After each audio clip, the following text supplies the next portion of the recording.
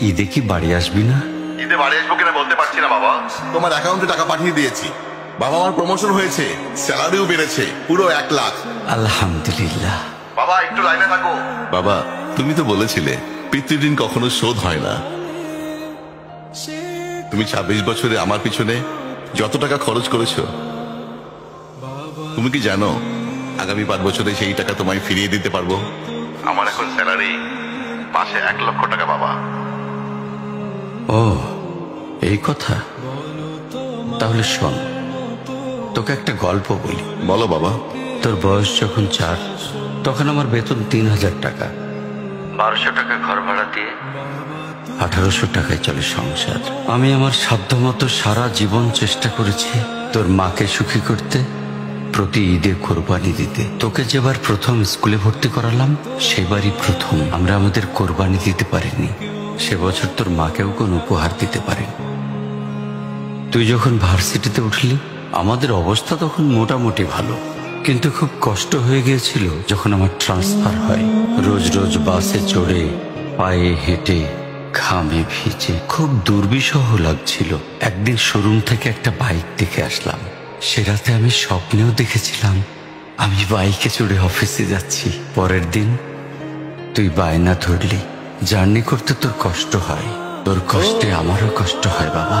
আমি বাইকটা তোকে কিনে দিয়েছিলাম। তুই এখন লাখ টাকা বেতন পাচ্ছিস, কিন্তু মনে করে দেখ, অন্য মাইনে দিয়ে ব্র্যান্ড নিউ মোবাইলে হেডফোন কানে লাগিয়ে সারা রাত গান শুনেছিস, পিকনিক করেছিস, ট্যুর করেছিস। তোর প্রতিটা দিন ছিল স্বপ্নের মতন। আর তোর টাকা নিয়ে আমি এখন হার্টের বাইপাস করাই, ডায়াবেটিক মাপাই। জানিস বাবা, ওর মাছ খাওয়া নিষেধ, মাংস খাওয়া নিষেধ। কি করে এত টাকা খরচ করি বল? তোর টাকা নিয়ে তাই আমি কল্পনার হাট বসাই।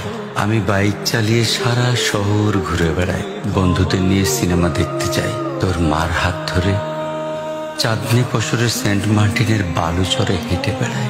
চুপ করো বাবা প্লিজ। আমি তোমার কাছে চলে আসবো, তোমার টাকা না, আমি তোমার ভালোবাসা তোমায় ফিরিয়ে দিব বাবা। বোকা ছেলে, বাবাদের ভালোবাসা কখনো ফিরিয়ে দেওয়া যায় না। ছোট্ট শিশুর মলমূত্র মোছা যায়, আর বুড়োদের ঘরেও ঢোকা যায় না। ওকে একটা প্রশ্ন করি বাবা, ধর তুই, আমি আর তোর খোকা তিনজন এক নৌকায় বসে আছি। হঠাৎ নৌকাটা ডুবতে শুরু করলো। যে কোনো একজনকে তুই বাঁচাতে পারবি, কাকে বাঁচাবি? থাক, উত্তর দিতে হবে না। ছেলেরা বাবা হয়, বাবারা কখনো ছেলে হতে পারে না। পৃথিবীতে সবচেয়ে ভারী জিনিস কি জানিস? পিতার কাঁধে পুত্রের লাশ। আমি শুধু জায়নামাজে বসে একটা জিনিস চাই, আমার কবরের ঘরটায় যেন আমি আমার ছেলের কাঁধে চড়ে যাই।